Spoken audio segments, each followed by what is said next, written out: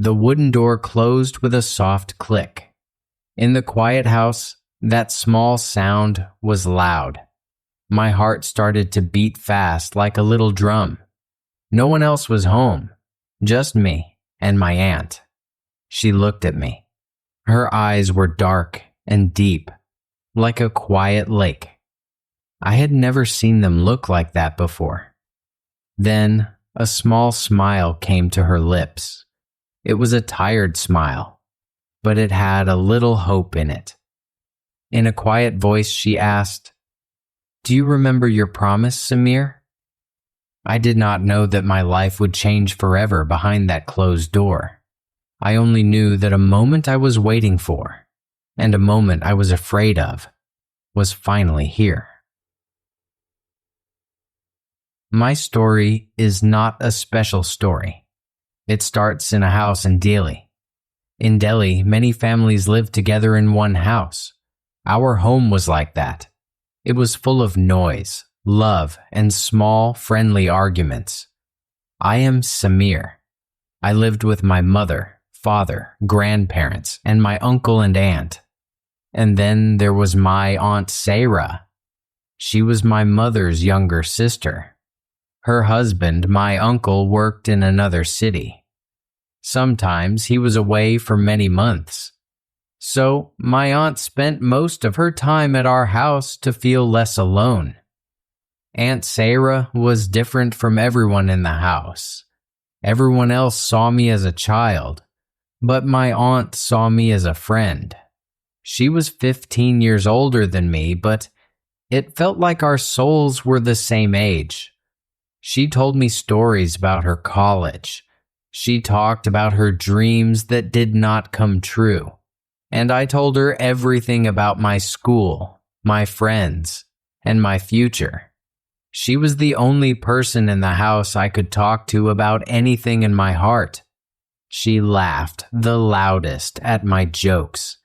And when I was sad, she always knew, even if I said nothing.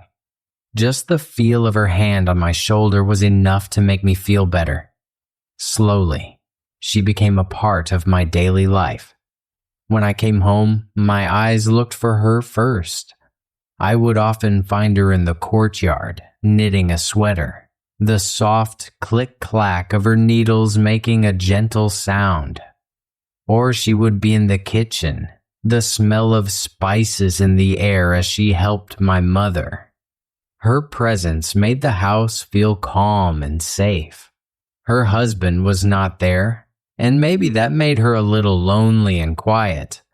But with me, she always smiled and laughed. She used to say, "Samir, you are like a breath of fresh air in this house. When you are here, it feels like life has not stopped." I felt happy when she said these things. I felt proud that I was so important to someone. Our relationship was very pure, a deep friendship. Or at that time, I thought it was. I was young.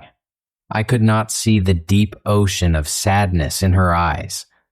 I did not understand the silence behind her laugh, or the emptiness she was trying to fill with our friendship. That promise, it was not a plan.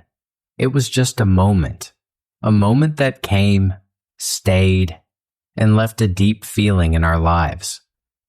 I still remember that evening. It was raining hard outside. The raindrops made a soft, drumming sound on the tin roof. Everyone else was in their rooms. My aunt and I were sitting on the porch, drinking hot tea. The air was quiet and peaceful.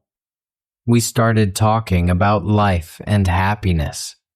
My aunt took a deep breath and looked up at the gray, rainy sky. "Sometimes, Samir," she said, her voice soft, "it feels like we are just breathing. We are not really living. Happiness just passes by like a cloud, and we can only watch it go." Her sadness touched my heart. I was young and full of energy. I took her hand and said, "Don't say that, Auntie. Heaven and happiness are not in the sky. They are right here, inside us, all around us. We just need to feel them. She looked at me and smiled. It was a weak smile. Maybe you were right, but I have never found that heaven. And then I said it. I made the promise. One day, I will show you.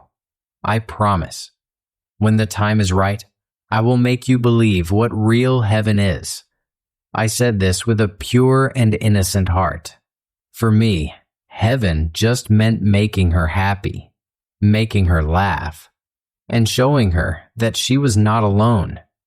But that day, the light in her eyes said something different. She held my hand a little tighter and said softly, "A real promise? You won't forget?" "Never," I replied. After that day, something between us changed. The promise was like a secret we shared. Sometimes when our eyes met, I could see the promise floating in her look. The way she touched me was different. It was not just an aunt touching her nephew's hair anymore. Now, there was a small pause in her touch. It sent a strange, warm feeling through my body. When she gave me tea, her fingers would touch mine for a moment too long. When she fixed the button on my shirt, her hand would rest on my chest for an extra second. I was confused. My heart and my mind were in a strange place. Was I just imagining things? A part of me was afraid of what people would think, of the rules of family. But another part of me, a curious part, wanted to feel this new feeling. I noticed she started to dress up more for me. When I was home, she wore her nicest clothes and put fresh, sweet-smelling flowers in her hair. She would talk about an old friend and then look at me with a small smile to see my reaction. And when she saw a little frown on my face, she would smile to herself. It became a quiet game. No one made the rules, but we were both playing it. Fate gave our quiet story a chance to move forward. There was a wedding in our village, far away. The family had to go for 3 or 4 days. My final college exams were happening, so I could not go. I said I had to study, and everyone agreed. I thought my aunt would go too, but at the last minute she said she was not feeling well. She told my mother, "Sister, I have a bad headache since this morning. The long journey will make it worse. You all should go. I will rest, and I can look after Samir too." My mother tried to convince her, but my aunt did not change her mind. A strange feeling started inside me. Was this just a coincidence? Or was this the chance I mentioned in my promise? I looked at her. She was not looking at anyone. But for a moment our eyes met. Her eyes said everything her lips could not. On the day the family left, the house was busy. Everyone was in a hurry. Bags were being put in the cars. Everyone said goodbye to me and my aunt. "Take care of yourself and eat your food on time," were the words floating in the air. And then one by one, the cars drove away. The big iron gate of the house closed with a loud sound. After that sound, a deep silence filled the whole house. It was a strange silence for a home that was always full of noise. It was a silence you could almost hear. Now, in that big house, there were only 2 people, me and Aunt Sayra. The first day passed very, very slowly. We both kept a distance from each other. It felt like we were afraid to face the truth that was in front of us. We had breakfast together, but we barely spoke. She worked in the kitchen, and I stayed in my room with my books, but I could not focus on my studies. Every little sound made my heart jump. When I heard the soft jingle of her anklets walking past my room, I held my breath. There was a heavy feeling in the air, a feeling of waiting. We were standing on two sides of an invisible line, and maybe neither of us was brave enough to cross it. In the evening, I was walking on the roof when she brought tea for me. She said nothing, just held the cup out to me. Our hands touched again, and this time, the touch felt like a small spark of electricity. We watched the sun go down together. The silence was comfortable, but it also made me feel restless. There were 1,000 unsaid words in that silence. I watched her. The wind blew her hair across her face, and she moved it away with her fingers. She looked so beautiful, so calm, and so alone. I felt a great love for her, a love that had no name. It was just a feeling, spreading through every part of me. I felt that I had to break the silence now. It was time to either keep my promise or forget it forever. The night was deep. We ate dinner together, but the food was hard to swallow. The tension in the air was so thick you could cut it with a knife. After dinner, she went to her room and I went to mine. I lay on my bed staring at the ceiling. 1,000 thoughts were running through my mind. Should I go and talk to her, or should I just forget everything and go to sleep? I was stuck between right and wrong. Then my door opened slowly. My aunt was standing there. She was wearing a simple night sari, but at that moment she looked like the most beautiful woman in the world. She said softly, "I can't sleep." It was not a question. It was a statement. I sat up in bed.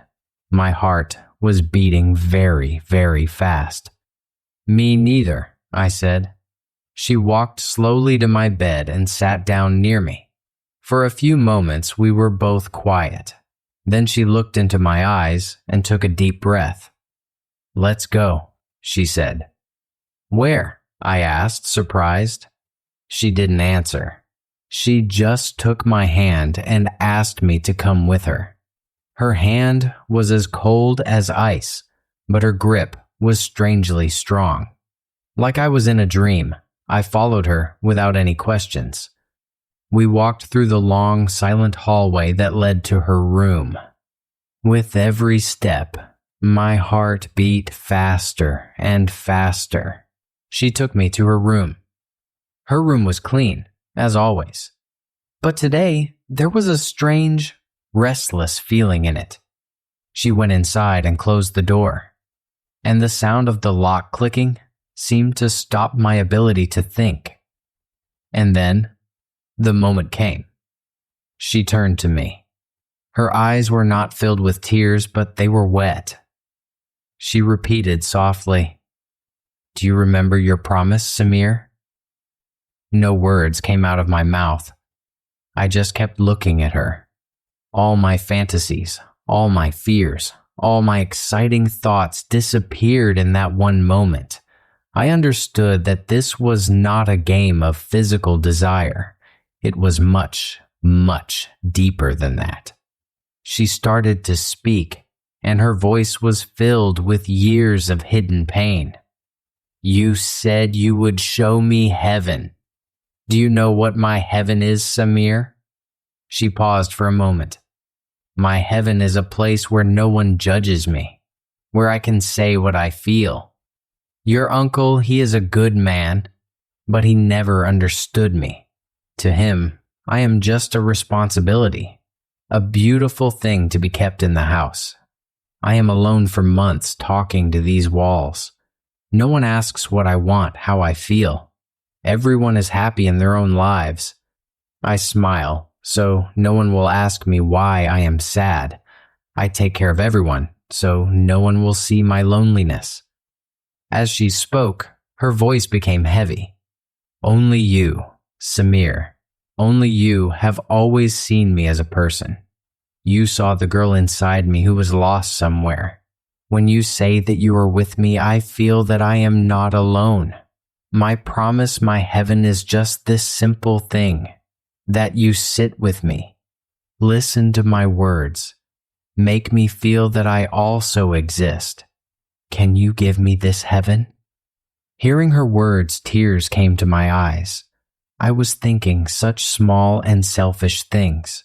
What I thought was a forbidden love story was actually the cry of a lonely soul. Her pain was so deep that I felt ashamed. That night, I kept my promise. I did what I should have done a long time ago. I sat next to her and took her hand in mine. This time, there was no desire, no fear, no excitement in my mind. In my heart, there was only respect, sympathy, and a deep affection. We talked for hours. She opened her heart and shared all her hidden secrets, her incomplete dreams, her suppressed desires, her loneliness, her suffocation. And I just listened. Without saying a word, without giving any advice, I listened to every word like a true friend. I told her how special she was to me, that because of her, this house felt like a home. I assured her that she was not alone, and that I would always be with her. In that closed room that night, it was not two bodies that met, but two souls. A relationship was formed that was beyond the world's understanding. It was a relationship deeper than an aunt and a nephew, and purer than friendship. It was a relationship of two souls supporting each other. When the first ray of sunlight came through the window, the darkness in our hearts was gone. There was a strange peace on our faces, a calmness. The next few days that we spent alone were the most beautiful days of our lives. We watched movies together, cooked together, looked at old photo albums, and laughed a lot. The tension, the restlessness, that unspoken weight was gone. Now there was honesty and deep understanding between us.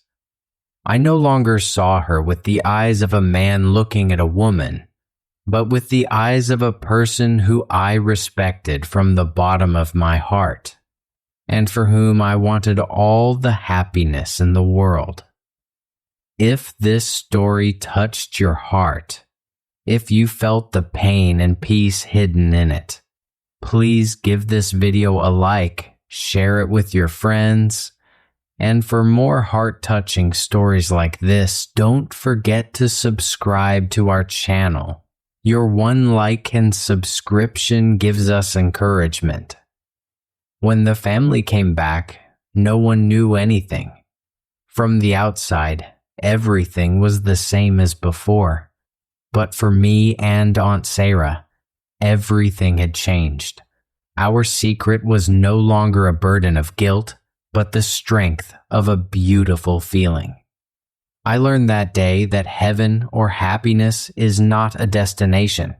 It is just a feeling. It is the feeling of understanding someone, of sharing their pain, of holding someone's hand when they need it the most. Sometimes the people who smile the most on the outside are the most broken on the inside. And sometimes a small promise to just listen can become the greatest gift of life for someone.